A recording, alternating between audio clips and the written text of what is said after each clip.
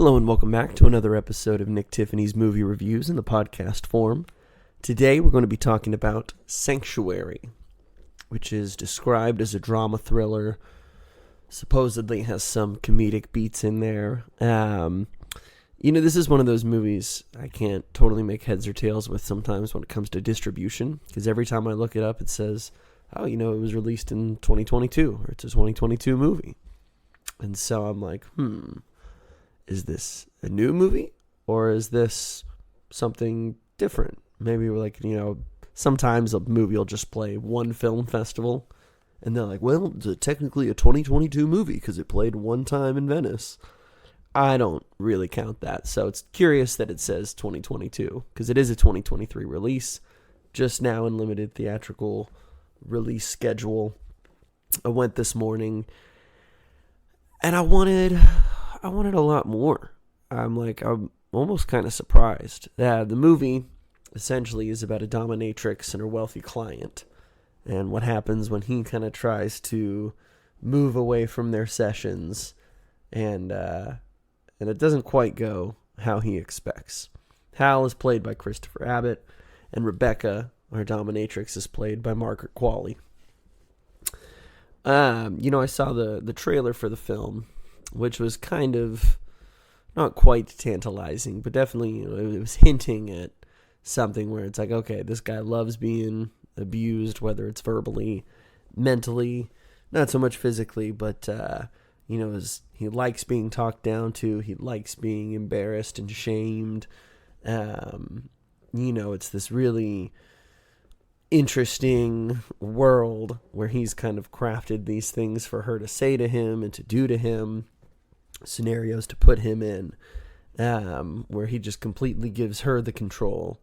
For the one time in his life, he's allowed to live out some of these eccentric fantasies, or some of these, really embarrassing and demoralizing things.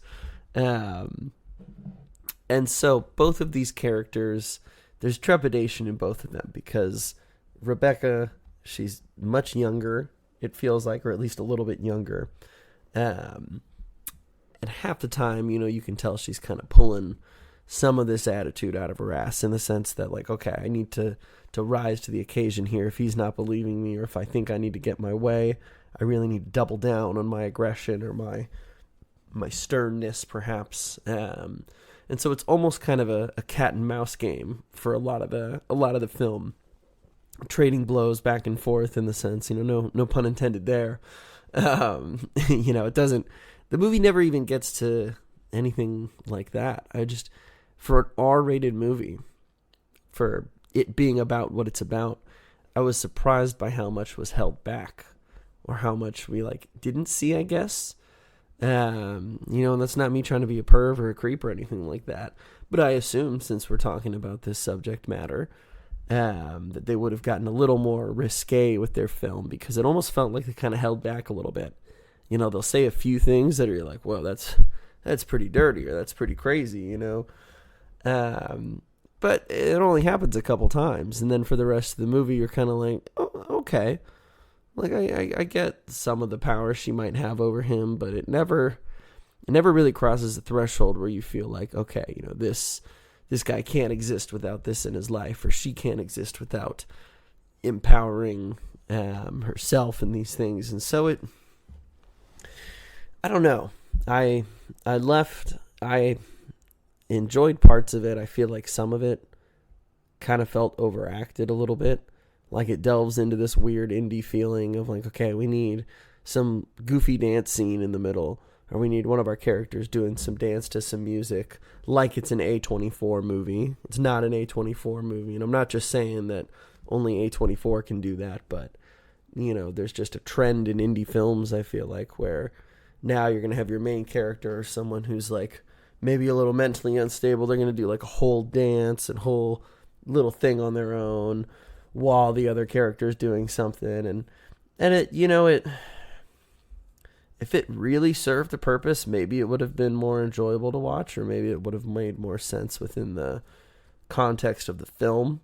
But a lot of the transitions too in this movie, a lot of the lighting and funky little effects they're doing as they're moving from scene to scene. It was kind of like, what movie do they think we're in right now? Like some highbrow Terrence Malick, like you've got the light reflecting in certain waves and patterns. It was just like, what are we doing here? Kind of felt like a short film that they were like, we could probably get an hour and a half out of this. And they kind of kept going in circles a little bit. And it's like, okay, maybe we could get like a solid 45 out of this, or maybe a solid hour. But then it just kind of keeps going. For a movie that's only an hour and a half, I was like, well, this has got to be almost done. And because it's almost done, I'm also more confused because it was like, is this it? Is this where we're headed, huh? So I don't know. I'd see a lot of people online. They're like, ooh, this is going to be a nice steamy movie. It's going to be something sexy to watch. I didn't really think it was either of those things. Granted, I was only one of two people in the movie, but I could tell that the other dude was kind of having a similar reaction. I was sitting probably a few rows up, and he almost got up and left at one point, but was kind of like, I could see him throwing his hands in exasperated looks like, really? I like Margaret Qualley and I like Christopher Abbott. So I think a couple times in the movie, I think they're pretty darn good, but by and large, it was just something I didn't connect with like I was hoping to from Neon, a pretty reputable distributor. They definitely venture into that art house sometimes. And so I was hoping that this maybe would have been a blend or a mashup, but not quite. I don't know. I think maybe they were all just a little out of their depths. I'm sure they were out of their comfort zones a bit, but this movie just needed to go a little bit deeper, a little bit harder, a little bit more R. I don't know. So that's Sanctuary. I think it's one that you could probably wait for when it comes out on DVD or when it's on digital. I almost had to go to Seattle to watch it, but fortunately they had a screening early on at my theater nearby, and something opened up, something happened, so I was happy for that. But I'm going to be beating that Spider-Verse drum for a while now, and it's hard maybe to go and see this just a day after seeing that, but man, I'm still riding that spider high.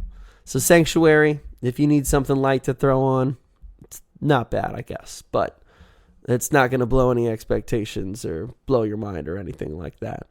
So stay tuned. Hopefully next time we'll have something a little more tantalizing that doesn't just tease us. But, I feel like that's kind of where a lot of these films of this similar ilk have been. Nobody really wants to go the full Lars von Trier or Gaspar Noé French-European style, because that's just too scary for American audiences, but can also go a little too far sometimes. So, maybe soon we'll have something in the happy middle. But until then, stay tuned and we'll see you next time. Thanks, guys.